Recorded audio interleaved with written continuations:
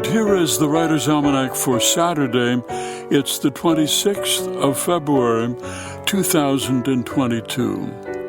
It was on this day in 1970 National Public Radio was officially incorporated after President Lyndon B. Johnson had signed the Public Broadcasting Act. Started out with 90 public radio stations across the country. It replaced the National Educational Radio Network.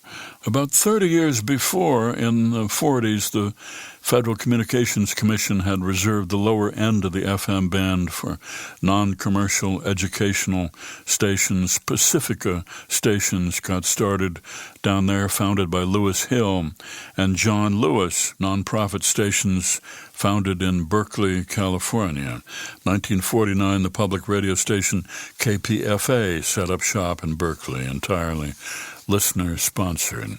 With the incorporation of National Public Radio came All Things Considered, which made its debut in 1971, same year that NPR brought you live coverage of the Senate hearings on the war in Vietnam. It's the birthday of John George Nicolay, born in Bavaria in 1832, who became President Abraham Lincoln's private secretary. And after the assassination, he, along with his friend John Hay, spent 25 years researching and writing the 10-volume set, The Biography of Lincoln.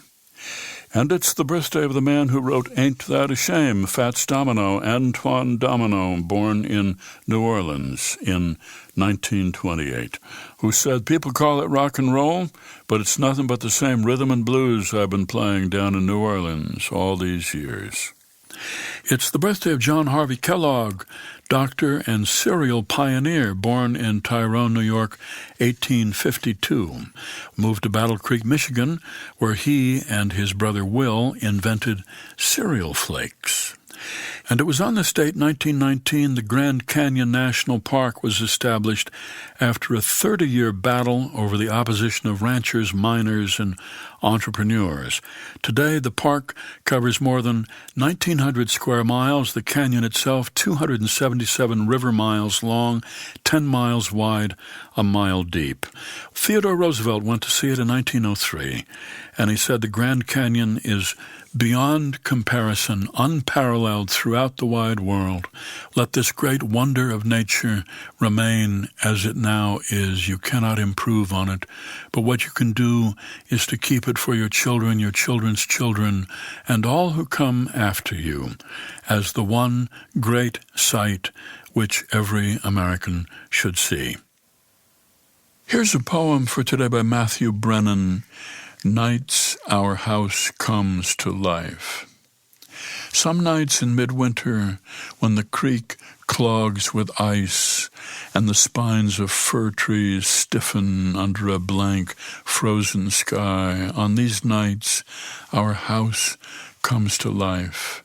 It happens when you're half asleep, a sudden crack, a fractured dream, you bolting upright, but all you can hear is the clock your great-grandfather found in 1860 and smuggled here from Dublin for his future bride, a being as unknown to him then as she is now to you, a being as distant as the strangers who built this house and died in this room, some cold, still night like tonight, when all that was heard were the rhythmic clicks of a pendulum and something barely audible moving on the dark landing of the attic stairs.